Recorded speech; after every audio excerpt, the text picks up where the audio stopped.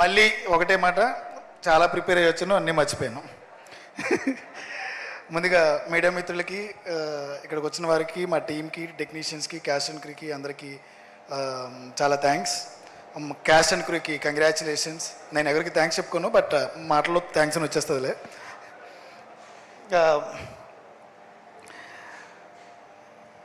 ఎక్కడి నుంచి స్టార్ట్ చేయాలంటే దగ్గర దగ్గర 6 ఏళ్ళ నుంచి క్రింద నుంచి స్టార్ట్ చేయాలి, కానీ తక్కువ టైం ఇచ్చారు. మళ్ళీ ఈసారి నాకే మొత్తం అందరూ కలిపి నాకు తక్కువ టైం చెప్పారు.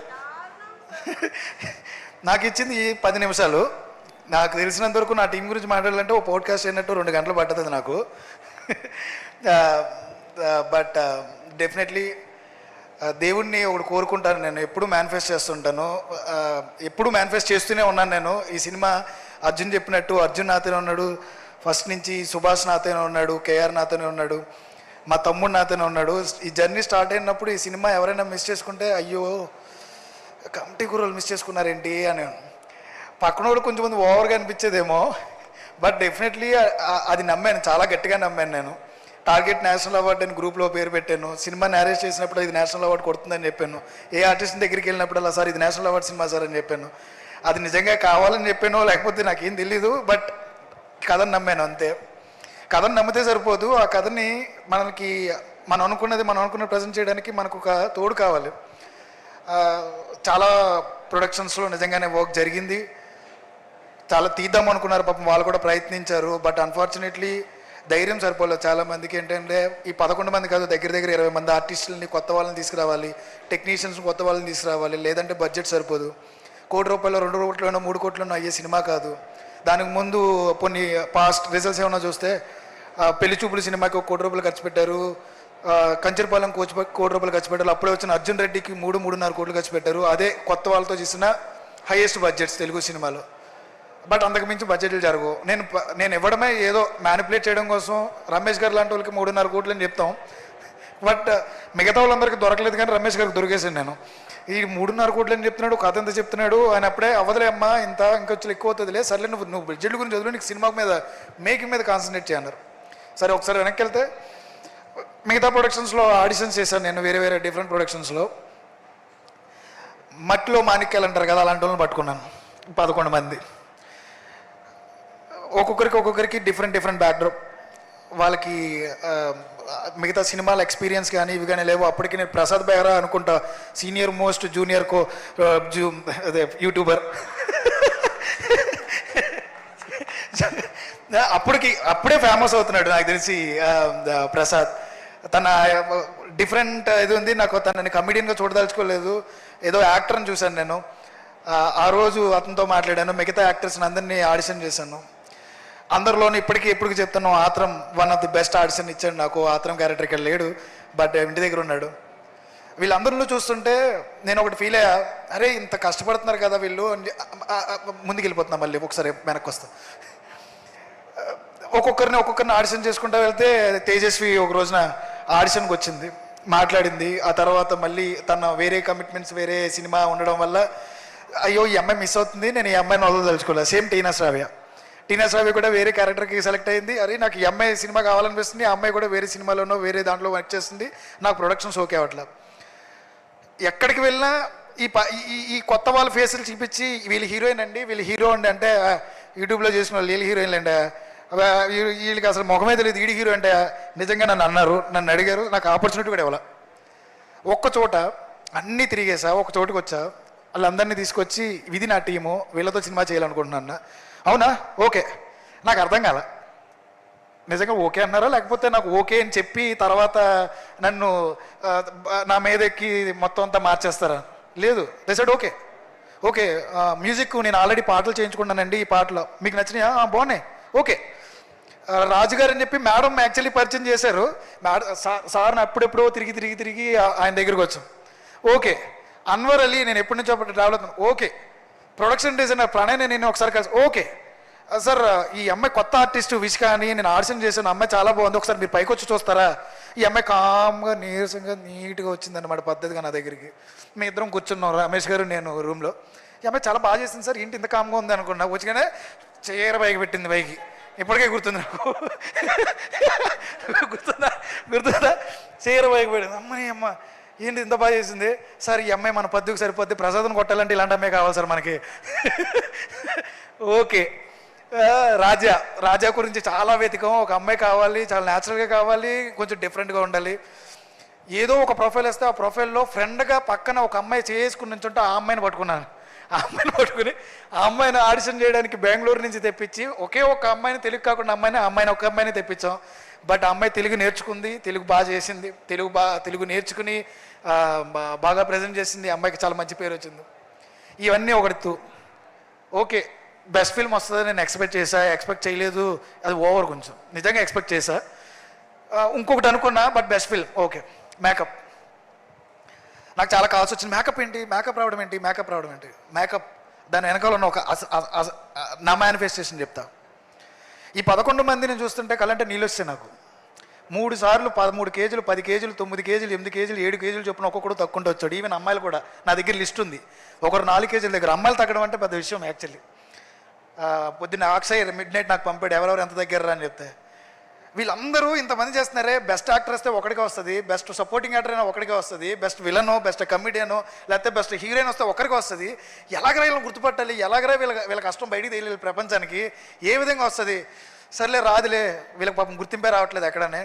సర్లే ఏమొచ్చినా కానీ బెస్ట్ డెబ్యూ డైరెక్టర్ ఫస్ట్ విసుకొచ్చింది నాకు. బెస్ట్ డెబ్యూ డైరెక్టర్ ఏమనుకోవద్దు, నాకు వీళ్ళకి రావట్లా. మేడం కూడా అనుకున్నాం. మేడం ఒకరోజు నేను because of Niharika, because of Yaduvanshi director, maybe మిగతా వాళ్ళందరూ కొంచెం ఏమైనా వెనపడిపోయారేమో ఈ టైప్లో అనుకున్నాను నేను. ఎందుకంటే ఈ బెస్ట్ ఫిలింకి డిజర్వ్ దేనికి అంటే, బెస్ట్ ఫిల్మ్ అంటే best music, best DOP, best editor, best costume designer, best sound designer, best art director, best fight master, best choreographer and artist, technicians from production, everyone. Best film అంటే వీళ్ళందరూ కలిస్తేనే. That's why ఈ సినిమా అందరికీ best film అనమాట. అందరికీ national award వచ్చింది. మీరు అందరూ గర్వంగా చెప్పుకోవచ్చు. This is not only for Pink Elephant Pictures, SRD or Yaduvamshi. This film is for everyone. ఈ కార్డు, ఈ క్రెడిట్ మీ అందరిది. మీరు నేషనల్ అవార్డు విన్నర్స్. అండ్ ఒకసారి మళ్ళీ ఇంకొంచెం ముందుకు వస్తా, ఒకసారి ఒక 2 minutesలో వెనక్కి వెళ్ళి వచ్చేస్తా. సరే, ట్రాన్స్ఫర్మేషన్ స్టార్ట్ చేసిన తర్వాత మేకప్ గురించి వస్తా. రవి యూఆర్ రిప్రజెంటింగ్ నియర్లీ ఎంతమంది టాలెంట్ని మీరు రిప్రజెంట్ చేస్తున్నారంటే, 20 ఏళ్ళ మీ కష్టంలో ఈ కమిటీ కుర్రోళ్ళు మీకు ఇచ్చింది, మీరు మాకు ఇచ్చింది డెఫినెట్లీ లైఫ్ లాంగ్ నాకు గుర్తుంటుంది. నేను అంత ఎమోషనల్ అయ్యాను. నేను నాకు వచ్చినందుకు, నా ఫిల్మ్కి వచ్చినందుకు కాదు, మేకప్కి వచ్చినందుకు. ఎందుకు అంటే మేకప్ అంటే మేకోవర్. ఈ 11 మందిని మేకోవర్ చేసిన తర్వాత నేను, రవి, వాళ్ళ టీం చాలా రోజులు కూర్చున్నాం. 18 రోజులకి తగ్గితే సరిపోతుందా? లుక్స్, హెయిర్, వాళ్ళ మేకప్ ఏ రకంగా కనపడాలి, 28 ఏళ్ళకి ముందు ఎలా కనపడాలి, 18 ఏళ్ళప్పుడు ఎలా కనపడాలి, 30 ఏళ్ళప్పుడు ఎలా కనపడాలి, నాకు రవికి తెలుసు. చాలా రోజులు మనోడు కొన్ని విషయాలు తీసుకొచ్చాడు. దానికి రవి ఎంత కష్టపడ్డాడో, రవితో పాటు వాళ్ళ టీం కష్టపడ్డారు. వీళ్ళందరితో పాటు equal credit goes to Akshay. 11 మందిని నువ్వు చాలా బాగా ట్రాన్స్ఫార్మ్ చేసావు. ఆ కంప్లీట్ క్రెడిట్ నీకే. ఎందుకంటే ఈ 18 ఏళ్ళకి 30 ఏళ్ళకి చాలామంది గుర్తుపట్టలేదు, ఓహో వీళ్ళైనా చేసింది అబ్బాయి అని అడిగారంటే దానికి కంప్లీట్ క్రెడిట్ గోస్ టు నీకే. So congratulations boys, you all national award winners. మీరంతా గర్వంగా చెప్పుకోవచ్చు, జీవితాంతం చెప్పుకోవచ్చు. మనం చేసిన ఫస్ట్ ఫిల్మ్కి, మన మేనిఫెస్టోకి టార్గెట్ నేషనల్ అవార్డు పెట్టాను 2021లో. ఇప్పుడు మార్చండి 2030 అని. టార్గెట్ 2030, 2030కి I just want to see you in next level stage. మీరు అందరూ చేస్తారు. అండ్ అందరికీ చెప్తున్నా, వీళ్ళు సూపర్ టాలెంట్. ఈ టాలెంట్ ఎలా ఉంటుందంటే, బయటకు వచ్చే ప్రతి ప్రాజెక్టుతో వీళ్ళు ఏంటని చూపిస్తారు. నాట్ ఓన్లీ కమిటీ కుర్రోలతో వీళ్ళు స్టార్ట్ అవ్వలేదు, ఎండ్ అవ్వలేదు. వీళ్ళు ఎప్పటి నుంచో పోరాడుతున్నారు. కమిటీ కుర్రోలు ఒక ముందుకు వచ్చింది, నెక్స్ట్ వచ్చే ప్రాజెక్టులన్నీ కూడా అలాగే వస్తాయి. ఆల్రెడీ మా అమ్మాయిలందరూ ప్రూవ్డ్. లాస్ట్ ఇయర్ వచ్చిన Raju weds Rambai, court, Dandora and pre wedding show Teena Saavi, ఆ నలుగురు కూడా అవార్డ్స్ కొట్టారు.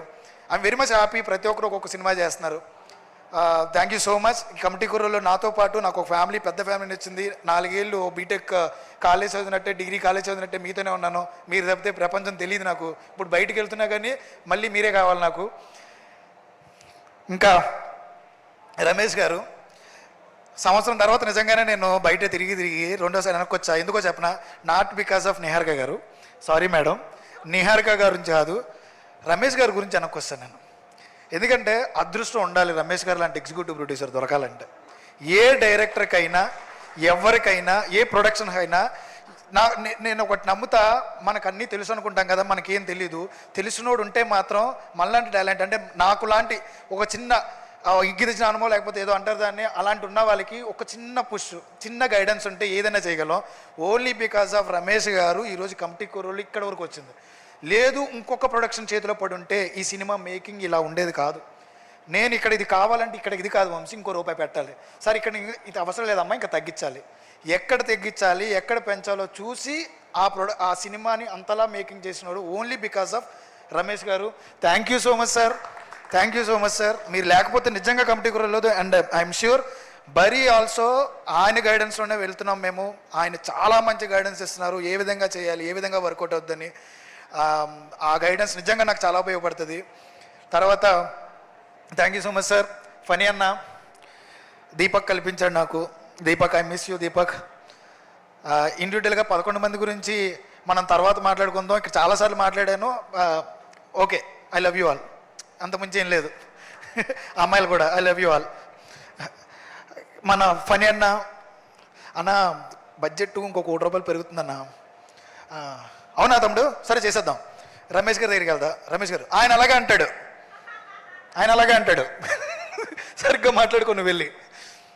అన్న ఫనీ అన్న, అరే తమ్ముడు నువ్వు వీటి గురించి మాట్లాడుకోవచ్చు, మేము అవే మాట్లాడుకుంటాం, నువ్వు ఇల్లు నీకేం కావాలంటే. ఇలాంటి ప్రొడ్యూసర్ కూడా నిజంగా చాలా అదృష్టం అండి. ఆయన ఏమీ ఆలోచించలేదు, ఇద్దరు నమ్మాడు. ఒకటి నన్ను, మొట్టమొదటిగా నమ్మింది నిహారిక గారిని. ఆ నమ్మకమే ఈరోజు మమ్మల్ని ఎక్కడి వరకు తీసుకొచ్చింది. థ్యాంక్ యూ సో మచ్ అన్న ఫర్ యువర్ ట్రస్ట్. అండ్ ఈ రోజున ఈ సినిమా ఈ లెవెల్లోకి వెళ్ళడానికి మీ బ్యాక్ అండ్ సపోర్ట్, మీ పుష్, మీ వర్డ్స్, ఎవ్రీథింగ్, మీ మోటివేషన్ అన్నీ కూడా కంపల్సరీగా నాకు చాలా ఉపయోగపడి లైఫ్లో కూడా చాలా బాగా ఉపయోగపడతాయి మీ వర్డ్స్ అన్నీ నాకు. థ్యాంక్ యూ సో మచ్ అన్న. And finally my boss, my sister. నేను ఇప్పుడు చెప్తా, పింక్ ఎలిఫెంట్ పిక్చర్స్ మనందరూ పుట్టినిల్లు. ఆవిడ గురించి ఎంత చెప్పినా తక్కువేనండి. ఈరోజు కూడా నన్ను అడిగారు, అసలు మీకు అసలు ఏ ఎక్స్పీరియన్స్ లేకుండా ఒక ఎవరు నిన్ను ఎందుకు నమ్మారు. అన్ఫార్చునేట్లీ ఇక్కడికి వచ్చిన తర్వాత సార్ నేను ఎందుకు నమ్మాను మిమ్మల్ని అంటుంది ఇవి నన్ను. నేనేం చెప్పాలండి, నాకేం తెలుసు అంటే తెలీదు, మాకు తెలీదు నిజంగా ఎందుకు నమ్మం ఒకరినొకరు అనేది మాకు తెలీదు. మాలో మీరు ఏదో చూసాం, వీడి దగ్గర టాలెంట్ ఉందని ఆవిడ నమ్మారు. అంకిత్ చెప్పాడనో, దీపక్ చెప్పాడనో, ఫణి గారు చెప్పారనో, లేకపోతే రమేష్ గారు చెప్పారని కాదు. ఆవిడ నాతో ఒకసారి మాట్లాడింది. 4 రోజులు షూట్ అయిన తర్వాత నా దగ్గరికి వచ్చి, ఇంకా 27 రోజులు షూట్ ఉందా చూసేసండి నేను చూద్దామంది. ఫస్ట్ హాఫ్ చూపించా, మేడం ఏదన్నా కట్ చేయాలా, అవసరం లేదు చాలా బాగుంది కదా ఇంకెందుకు కట్ చేయడం, 1 hour 25 minutes 26 minutes తీసాను మేడం. ఏం పర్లేదు సార్, నాకు ఎందుకో నేను ఎక్కడ బోర్ కొట్టలేదు, వితౌట్ మ్యూజిక్ చూపించాను మేడం. ఎందుకు ఎక్కువ ఆలోచిస్తున్నారు, వెళ్ళి సెకండ్ హాఫ్ మీద పని చేసుకోండి, ఇందుకన్నా ఏం కావాలా. రేపొద్దున రిలీజ్. ఈ రోజున అంత ఈజీగా రాలేదు నాకైతే ఏది ఈజీగా రాలేదు. ఈ 30 ఏళ్ళలో సర్లే వయసు దాచుకుందాం, 28 ఏళ్ళలో ఏది ఈజీగా రాలేదు. రేపొద్దున రిలీజ్. ఓటీటీ ఏది కొనలేదు మంది, అందరికీ ఎవరికి తెలియదు అనుకుంటా. ఓటీటీ ఏది కొనలేదు. నియర్లీ 9 crores ఉంది మన మీద. పోతే మంది ఒక 2 ఏళ్ళ జీవితం, 9 కోట్ల డబ్బు అక్కడ. మళ్ళీ వెనక్కి రాగలరా, నిజంగా నమ్మగలరా ఎవరైనా? ఏం చేయాలో అర్థం కావట్లా. డిస్ట్రిబ్యూటర్స్ దగ్గర గురించి కూడా నాకు తెలిసి అంత పాజిటివ్గా లేదు, ఎందుకంటే నెగిటివ్ టాక్ ఉంది. ఎవరికీ తెలియదు నెగిటివ్ టాక్ లేదు. ఆ సినిమాలో అది బాగాలేదంటే ఇది బాగాలేదంటే 10 నిమిషాలు కట్ చేయాలంటే 5 నిమిషాలు కట్ చేయాలంట. జస్ట్ పక్కలని ముందు అంది, ఏం కట్ చేయక్కర్లేదు, నా సినిమా మీద నాకు నమ్మకం ఉందని చెప్పింది. ఇప్పుడు బయటకు వస్తాం, రోడ్డు మీద వాక్ చేస్తున్నాం, సార్ డబ్బులు పెట్టిన వాళ్ళకి ఏం సమాధానం చెప్పాలని మాత్రం ఆలోచిస్తున్నాను సార్ నేను. అంది నాతో. మీరేం ఆలోచిస్తున్నారంటే, మేడం 9 కోట్లు పెట్టించాం, ఈ బరువుకు అయిపోయింది, భయం వేస్తుంది, ఒకవేళ ఇదేమన్నా ఫెయిల్ అయితే మన కమిటీ కుర్రోళ్ళ సినిమా ఇంకెవరైనా డైరెక్టర్ వెళ్ళి ఇంత బడ్జెట్ అవుతుందండి ఒక సినిమా కంటే ఎవరైనా నమ్ముతారా? నమ్మరు సార్. ఎలాగైనా హిట్ అవ్వాలి మన సినిమా, ఎలాగైనా హిట్ అవ్వాలి మేడం, ఎలాగైనా హిట్ అవ్వాలి మేడం. హిట్ అవ్వకపోతే అందరి కెరీర్లు, లేకపోతే ఏం జరుగుద్ది నెక్స్ట్ ఫ్యూచర్ జనరేషన్లో ఎవరైనా వచ్చేవాళ్ళు ఎవరైనా కమిటీ కుర్రోళ్ళలా కానీ చూసి చెప్పారని. ఇమీడియట్గా నాకు కాల్ వచ్చింది 35 ప్రొడ్యూసర్ సృజన్ నుంచి. సినిమా రిలీజ్ అయిన తర్వాత నాకు హోప్ ఇచ్చావు వంశీ, 35 సినిమా రిలీజ్ చేయడానికి. బయట ఎవరు మార్కెట్లో సినిమాలు చూడట్లా, థియేటర్ రావట్లేదు అన్నారు, నీ సినిమా చూసిన నాకు హోప్ ఇచ్చావు అన్నాడు సృజన్. అంత హోప్ ఇచ్చడానికి ఒకే ఒక ధైర్యం, ఒక్క రూపాయి కూడా బిజినెస్ జరగల. 9 కోట్లు భుజాన్ని పెట్టుకుని నెత్తి మీద పెట్టుకుని రిలీజ్ చేసింది. ఇంతకు మించిన ధైర్యవంతులు ఎవరైనా చూడగలమా? ఫస్ట్ సినిమా, చిన్న అమ్మాయి, థియేటర్స్ దొరకట్లా, ఓటీటీ కొనట్లా, వాళ్ళకి ఇచ్చేది రూపాయి 2 రూపాయలు ఇస్తాను అంటున్నారు. ఏమీ ఆలోచించాల. నా సినిమా మీద, నా కంటెంట్ మీద, నా పీపుల్ మీద నమ్మకం పెట్టుకుంది. నమ్మకం పెట్టుకున్న ఆ నమ్మకం ఆ రోజున ఎప్పుడు అడిగేయకుండా సరే అమ్మేద్దాం, 2 3 వస్తుందో అనుకోలా, భుజాల మీద వేసుకుంది. ఈరోజు ఎక్కడ నిలబెట్టిందంటే అదిగో బెస్ట్ తెలుగు ఫిల్మ్ కమిటీ కుర్రోళ్ళు, బెస్ట్ డెబ్యూ డైరెక్టర్ ఇఫీ గోవాలో బెస్ట్ డెబ్యూ డైరెక్టర్గా నామినేట్ అయ్యా, best debut director Filmfare, state Gaddar. అసలు వాటి నాటి ఏం రాలేదు నాకు, అది మాత్రం వాడుకుంది, ఏం రాలేదు నాకు. ఇది ఈ లైఫ్ ఇచ్చింది నిజంగా మా నెహర్ గారు మీరే. మీడియా ముందు ఏడవకూడదు అంతే,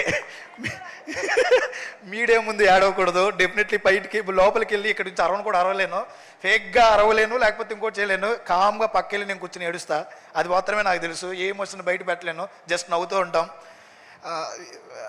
ఈరోజు చాలా ఆనందంగా ఉంది నాకు. మా వాళ్ళందరూ చాలా సినిమాలు చేస్తున్నారని చెప్తున్నారు. మాకు తెలుసు వీళ్ళందరూ ఎంత కష్టపడ్డారో.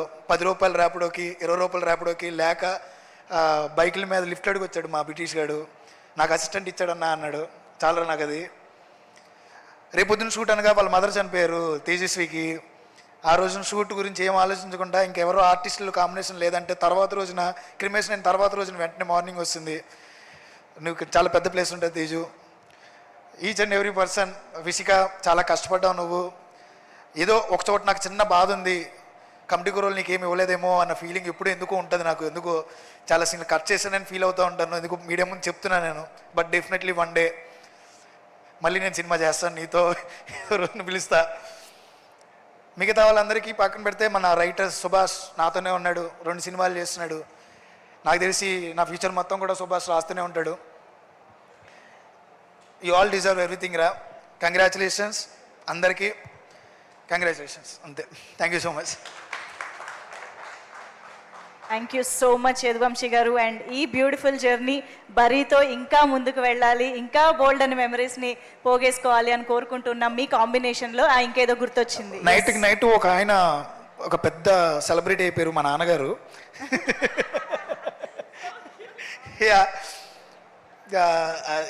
It was really very emotional moment. మా నాన్నగారు నా దగ్గరికి వచ్చి నా కొడుకు నేషనల్ అవార్డు గ్రహీత అనడం. ఇప్పుడు చాలామంది కాల్స్ చేశారు నాకు. అది నిజంగా మా నాన్నగారు ఒక లారీ డ్రైవర్, ఆ డబ్బులతోనే మమ్మల్ని పెంచారు. ఆ తర్వాత నేను ఇంకొక డబ్బుల మీద ఆధారపడి బతికాను. మా తమ్ముడు శంకర్ 10 ఏళ్ళు దగ్గర నన్ను వాడే పెంచాడు. నేను జాబ్ మానేసిన తర్వాత సినిమాలోకి వెళ్తానంటే వాళ్ళిద్దరు ఇక్కడ లేరు. మా తమ్ముడు ఎక్కడో బెంగళూరులో ఉన్నాడు వేరే వర్క్ మీద. బట్ వితౌట్ యూ నేను లేను. అమ్మా నాన్న అండ్ తమ్ముడు, I don't want to thank you, but definitely I'll make you proud every time. Next cinema kuda definitely I'll do my best.